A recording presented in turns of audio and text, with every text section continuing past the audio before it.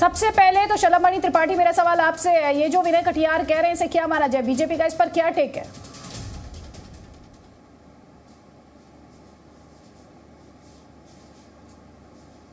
ये कह रहे हैं कि हम कोर्ट के फैसले को मानेंगे, कोर्ट जो कहेगा हम उस बात को मानेंगे।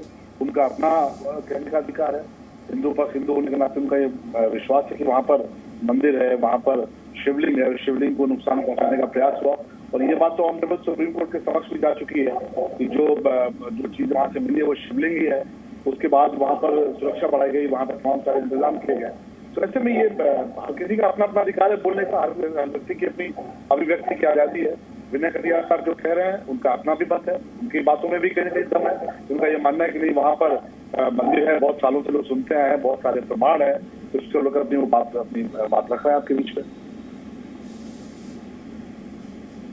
नहीं शलभमणि जी, सॉरी, मुझे आपकी आवाज बहुत क्लियरली आई नहीं। मैं आपसे ये जानना चाह रही थी, वो कह रहे हैं नमाज बंद होनी चाहिए ज्ञानवापी मंदिर में, मस्जिद में, माफ कीजिएगा। देखिए बहुत सारे लोग चाहते हैं कि वहाँ पर वजू दोबारा शुरू होना चाहिए, वैसे कोई ये भी चाहता है कि नमाज बंद होनी चाहिए। तो हर किसी का अपना अधिकार है, हर किसी की अपनी बात है, हर किसी की अपनी आजादी है, अभिव्यक्ति की है। बहुत सारे लोग वहाँ वजू करते रहे जानने के बावजूद कि वो शिवलिंग है, बहुत सारे लोग वहाँ पर हाथ पैर धुलते रहे ये जानने के बावजूद कि बाबा भोलेनाथ का स्थान है वहाँ पर। तो वैसे विनय कटियार जी का अगर ये कहना है कि नहीं वहाँ पर नमाज बंद होनी चाहिए, तो उनकी अपनी व्यक्तिगत, उनकी अभिव्यक्ति की स्वतंत्रता है, उनका अपना मत है, उनकी अपनी बात है। हर किसी को अपनी बात रखने का अधिकार है। विनय कटियार जी उनमें से है।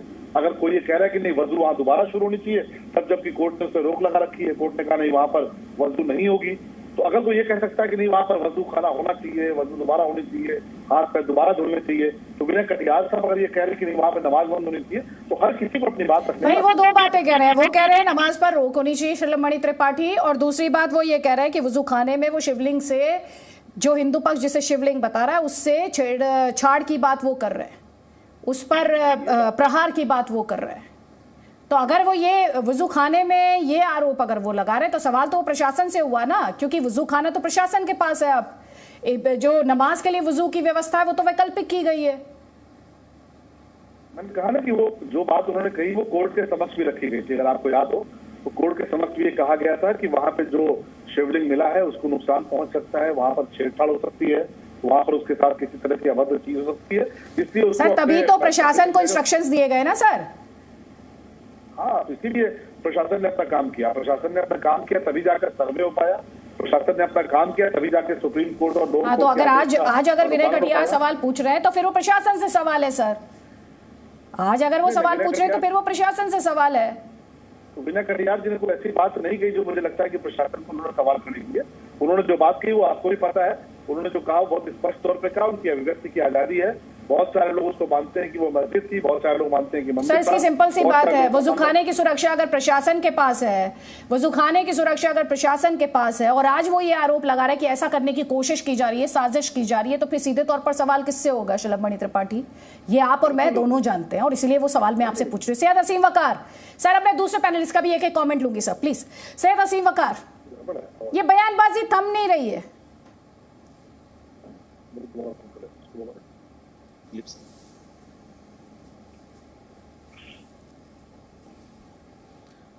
नहीं देखिए सैयद असीम वकार, आवाज आ रही है आप तक? अंदर बहुत हीट है। हाँ, मेरी आवाज आप तक आ रही है? मेरी आवाज आ रही है? जी जी जी, आ रही है आपकी आवाज। नहीं, मैं सुन रहा था अभी। देखिए आजकल एक प्रॉब्लम खड़ी हो गई है कि हर आदमी किसी ना किसी की गर्मी निकाल रहा है, और कटियार साहब भी बहुत परेशान है, उनकी भी निकाल दी, और जिनकी निकाली गई है वो भी परेशान है, और जिसने निकाली है उनको आप लोग जानते ही हैं। अब काम वाम तो है नहीं करने के लिए कोई, तो वो कहाँ निकालें? तो वो भी अपने गर्मी में है, ठीक है, निकलने दीजिए। क्या बोले उनके ऊपर? कोर्ट को फैसला करने दीजिए। कोर्ट ने, वो तो कह रहे हैं नमाज बंद होनी चाहिए। कोर्ट ने एक व्यवस्था वजू के लिए बनाई है। नहीं तो वो तो मोदी जी से कहे जाकर ना, मोदी जी ने तो उनका काम लगा दिया ना, ठीक कर दिया उनको। उनकी लड़ाई तो मोदी जी से चल रही है। और शलभ मणि त्रिपाठी जी को मैं देख रहा था, बेचारे बहुत संभल के बोल रहे थे, वो 2 चक्की में पिसना नहीं चाह रहे थे। उनको लग रहा था कि कैश कहीं ऐसा ना हो कि कटियार जी भी पावर में आ जाए।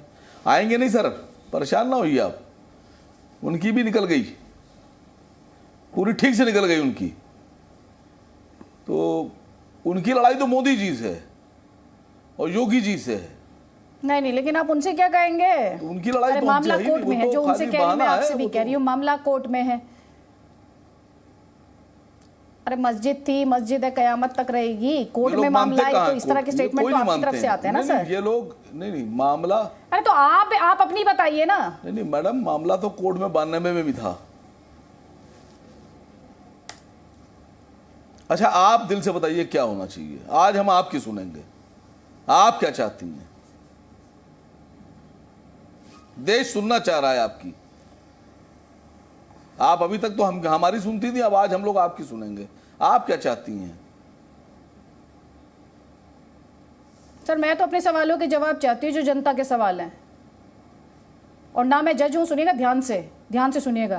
ना मैं जज हूँ, ना प्रशासन हूँ, ना नेता हूँ, ना मेंबर ऑफ पार्लियामेंट हूँ, सुन लीजिए, ना एमएलए हूँ, ना जनता का। मैं सिर्फ जनता की आवाज हूँ जब सवाल पूछती हूँ। तो आप सवाल का जवाब दे दीजिए सर, बस मैं इतना ही चाहती हूँ। अब मुझे पता है निजी हमले बहुत होते हैं, कोई बात नहीं, वो मैं जनता की अदालत में छोड़ देती हूँ, ठीक है। मैं बस इतना चाहती हूँ, तो आप सवाल का जवाब दीजिए। आप पे कोई हमला ही नहीं करता है।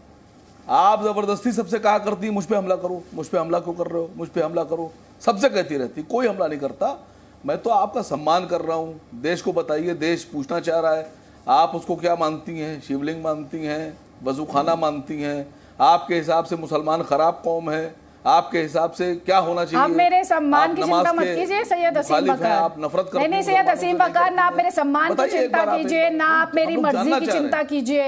मैं आपसे जो सवाल पूछ रही हूँ उसका जवाब दीजिए। मैं सुन नहीं पाई आपने क्या कहा लास्ट 4 सेंटेंसेस में, मुझे नहीं पता। मुझे सम्मान, मर्जी, इस कुर्सी पर मैं वो जनता की अदालत में छोड़ देती हूँ सर। वो मैं पैनलिस्ट से नहीं लेती, क्योंकि पैनलिस्ट तो अपनी सुविधा के हिसाब से बात करते हैं। जब सूट करता है तो सम्मान है, वरना निजी हमले हैं, उससे मुझे कोई फर्क पड़ता नहीं है। आप मुद्दे पर आइए। आप ये बताइए, कोर्ट में है मामला, ये सैयद असदुद्दीन ओवैसी नहीं जानते कि सैयद असीम बकार? नहीं, 92 में भी कोर्ट में था और 92 में तो हलफनामा भी दिया गया था। तो कहां सम्मान किया कोर्ट का? ये तो कोर्ट का अपमान करने वाले लोग हैं, संविधान का अपमान करने वाले लोग हैं और इल्जाम हम पे लगाते हैं। अपमान खुद करेंगे, संविधान को पैरों से रोंगेंगे, बता दीजिए, अब मुझे बता दीजिए, टुकड़े करेंगे और आरोप हम पे लगाएंगे। अब आप ही मुझे बता दीजिए। नहीं आप ही मुझे बता दीजिए समाधान क्या। थोड़ी देर पहले मुझसे पूछ रहे थे ना, आप बता दीजिए समाधान क्या, जल्दी से।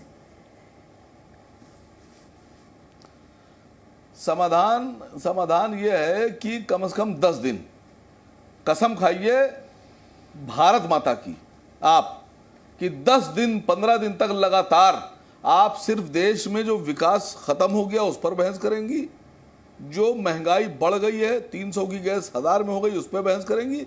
15 दिन आप करके दिखाइए मुझे और कह दिए कोई किसी तरह का सांप्रदायिक मुद्दा लेके नहीं आएंगे। बोलिए, वादा कीजिए, यही बस हल है, इसके अलावा कोई हल नहीं। सैयद असीम बकार, आप कसम खाइए। Presenting B News app, available on Google Play and App Store. Download it now.